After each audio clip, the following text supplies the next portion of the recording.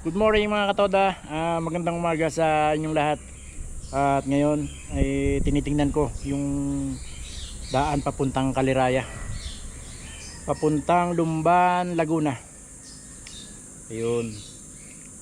Ngayon kasi plano kong pumunta ng Lumban, Laguna. Tingnan ko yung Kaliraya, Kaliraya Lake sa ibabaw ng bundok. At balita ko maganda raw doon eh. Kaya mga katoda, samahan nyo ako. Kung hindi rin naman kayo busy ngayong araw na to, ay samahan nyo na ako at pupunta tayo ng Kaliraya Lake.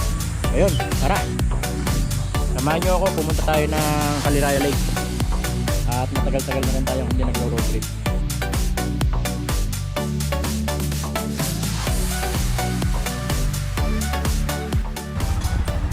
Tara na sa Lumban, Laguna, sa Kaliraya Lake. Samahan nyo ako, tara.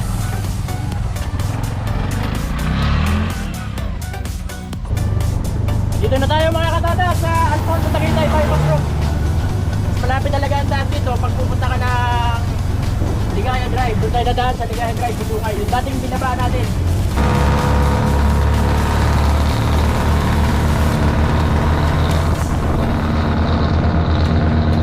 Sundan tayo na buko.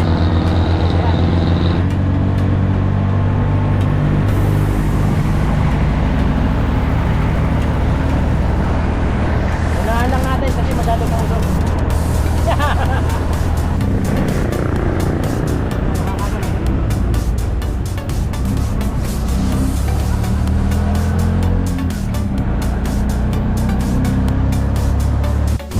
Napakaganda ng daan pababa ng Alisay.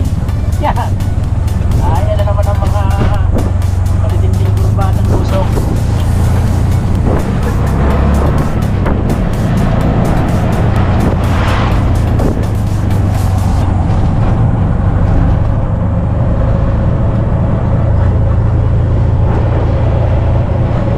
Overlooking! Wow, napakaganda ng Taal Volcano.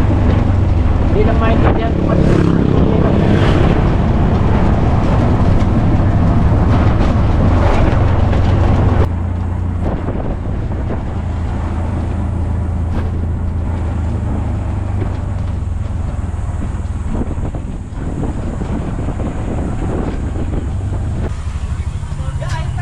Andito nakita ko yung mga kasama natin sa baba, Western Talisay Toda. Ito, ayan. Mga kasama natin Toda to. Ayan, oh. Gahing Tagaytay. Guys, Tagaytay. Iba nga pala ang init. Iba nga pala ang init din sa baba kaysa dun sa taas. Paglampas namin ang arko ng Talisay. Iba gateway to Talisay, total. Ay, Sasalpon ng init. Taas baba ang init ay. Init sa saminto, init sa taas eh. Hindi mo kasama. Maintindihan kung kaya pa ang init doon.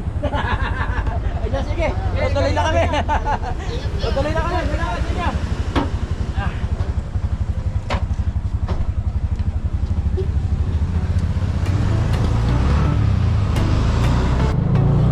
Ayan, nandito na tayo sa baba mga katoda. Nakadaan na tayo ng Ligaya Drive. At sakto nga nakita natin ang ibang katropa natin doon, ibang katoda natin ay nandoon, nakapila doon sa baba. At sila nagreklamo, sobrang init. At talagang ibang-ibang nga pala talaga ang klima rito sa baba. Ay kami pababa pala ay paglampas namin ang boundary ng arko ng Talisay ay sobrang init. Ayan. At ayun nga pala, kasama natin, minahagip akong pupunta na gusto rin makarating ng Kaliraya, kaya ayun. Eh, sa imbis na magbiyahe ka, budgets din natin yan eh, sumama na lang sa akin. At hindi pa rin siya nakakarating doon. Kaya tama-tama ka ako, sa pagkakataong ito, mararating mo ang Kaliraya. Ayan. At nandito na nga tayo mga katoda sa baba. At dadaan tayo ng Santo Tomas, tapos Calamba, Los Baños. Yan, bago tayo makarating doon sa Santa Cruz. Malayo-layo pa ang ating takbuhin mga katoda, sobrang init. Ito yung sinasabi ko, kaya ipinuspon ko muna yung pagbiyahe ko dapat sa North Loop. At sobra init, grabe. Baka hindi kaya natin gulong. Sa makina naman, nagaya kaso sobrang init talaga ng karsada. Eh baka matunaw ang ating gulong. Yeah. Tumigil muna kami rito mga katoda sa parte ng Tanawan.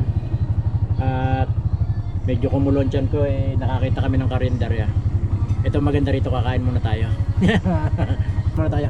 Tara, kain tayo. Yun. Mukhang masarap ang pagkain ni ate ah. Tilapia.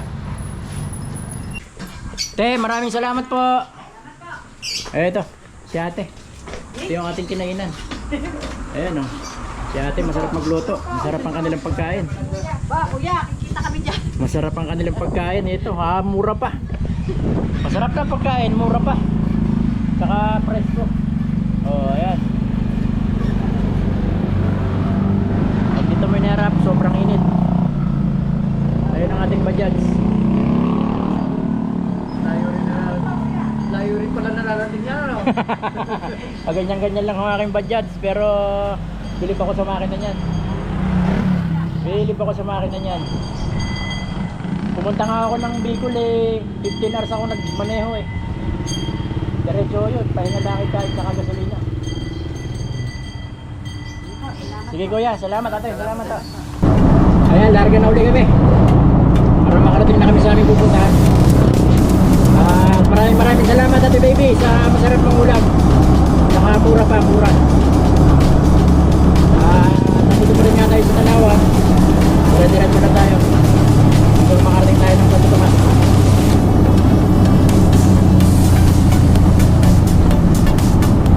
At ang sarap magbiyahe, sobrang init. Nakakapaso ng balat ang init ng araw. Wala rin palang pasok dito sa Tanawan. Kansilado rin ng mga klase dahil sobrang init nga ng panahon. At siyempre, kawawa naman nga talaga ang mga bata. Ayan na pala yung Mount Makiling. Ayan o. Kitang kita, di ba? Mount Makiling. Ayun. Mapagpalang paglalakbay, lalawigan ng Batangas. Ayan na. Palabas na tayo ng Batangas. Mapagpalang paglalakbay, lalawigan ng Batangas. Welcome to Calamba City. Yun na, Calamba na tayo. Oo.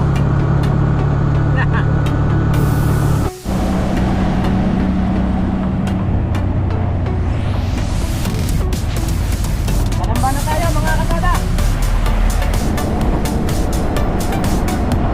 Los Baños, Makiti.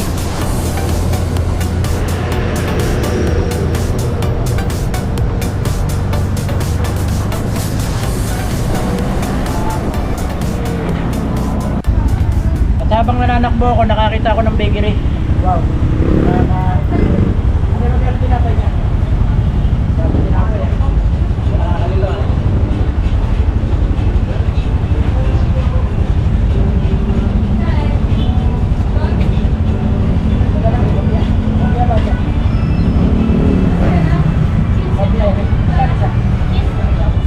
Apat lang, apat lang.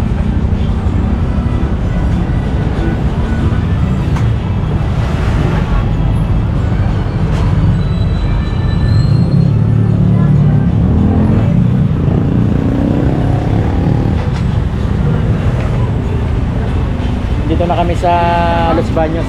Kalalampas lang namin ng daan papuntang UPLB. Yun no, merienda. Tara na mga katoda, larga na tayo.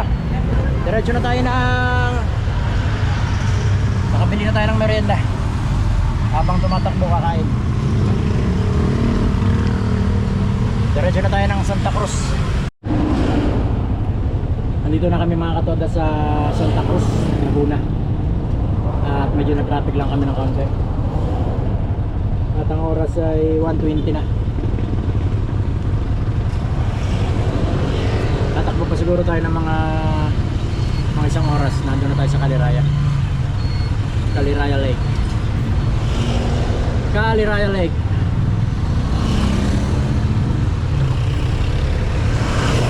Maganda rin manakbo rito sa parte ng Santa Cruz, Victoria, kasi wala ng traffic. Doon lang sa parte ng Los Baños ang talagang matraffic. At nagkaligaw-ligaw nga kami kanina dahil yung tinuro ni Waze na daan ay bawal palang daanan ng 3 gulong. Kasi dadaan tayo sa private property. Hindi nila pinapayagan na makadaan ng mga 3 gulong.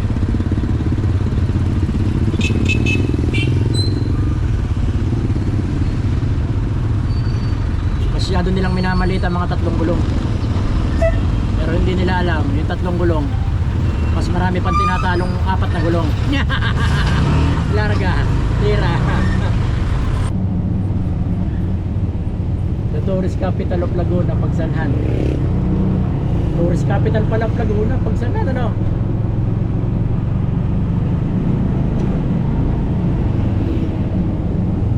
Ayan mga katoda, at dito na nga kami sa Arco ng Pagsanhan. Ito, ang historical arc ng Pagsanhan, Laguna. At ito ay ginawa noong 1878. Sinimulan tong gawin noong 1878 at natapos noong 1880. Sa makatuwid, dito ang arko na to ng Pagsanhan eh nasa 144 years na pala itong nakatayo. Grabe, ano? Malupit. Ito, pag pupunta ka ng Kaliraya, dito ka dadaan syempre. Punta ka ng Kabinti, yan dito ang daan sa arko. Paano mga katoda, larga na tayo. Diretso na tayo doon sa Kaliraya, sa Lumban, Laguna. Tara na. Tayo kakaliwa.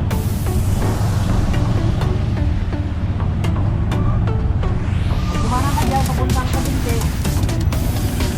Papuntang Kabinti, ang kita natin dyan. Nakaliwa tayo dito.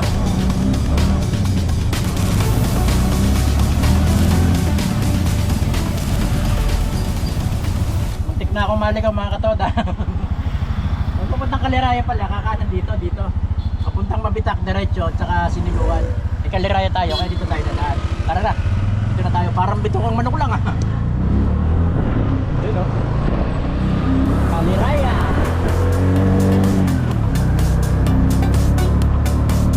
Ito na, bakit na tayo ng Kaliraya?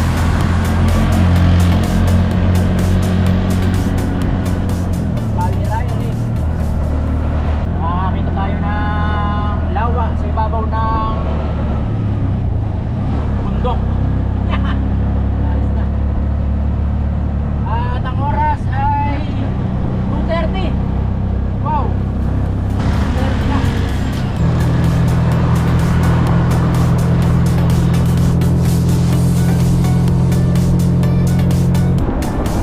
Ito na ito.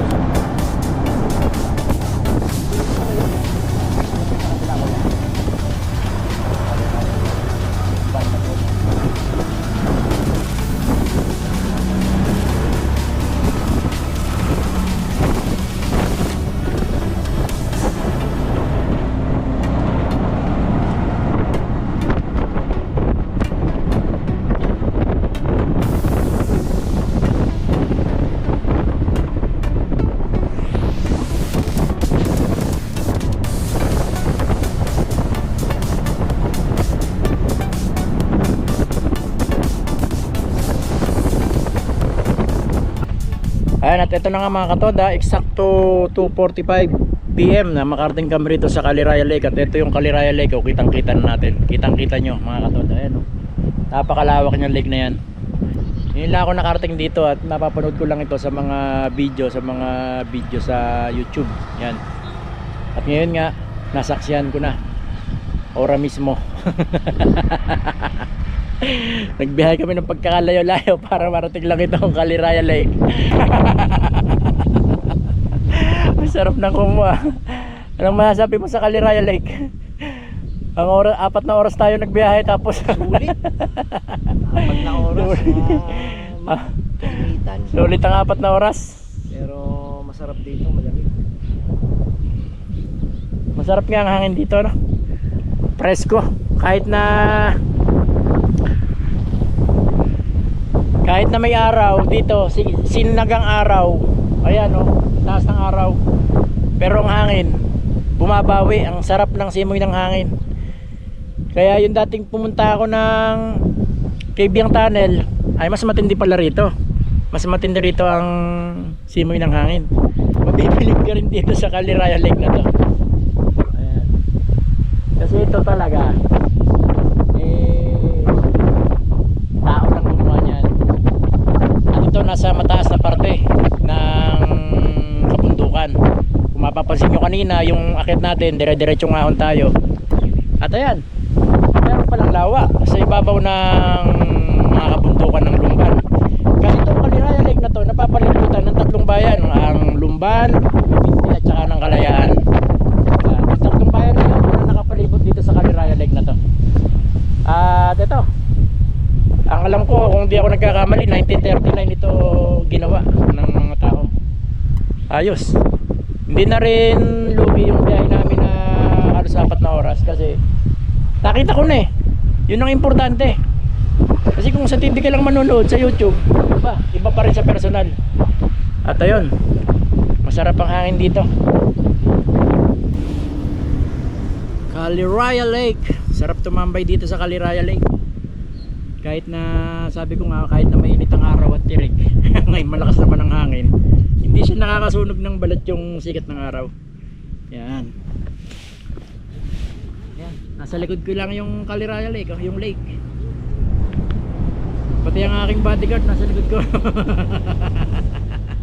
Sinamahan niya ako dito sa Caliraya, sa Lumban, kasi hindi pa raw siya nakakarating. Pares lang kami first time pumunta dito. At ngayon nga, ayun, narating na rin namin kahit papaano, edi dagdag experience to.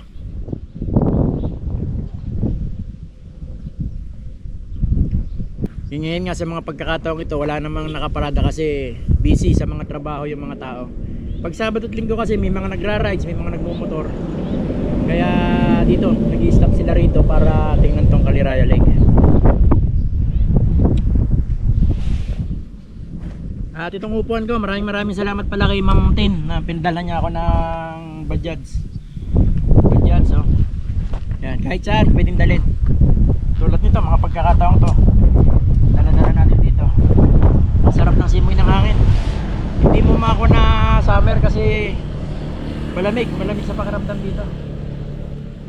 Hindi na natin iikutin, pupunta pa sana tayo doon sa Kabinte, iikot tayo doon sa Akwan, pero hindi na. Ang gagawin natin, babalik na tayo sa Lemery naman tayo pupunta.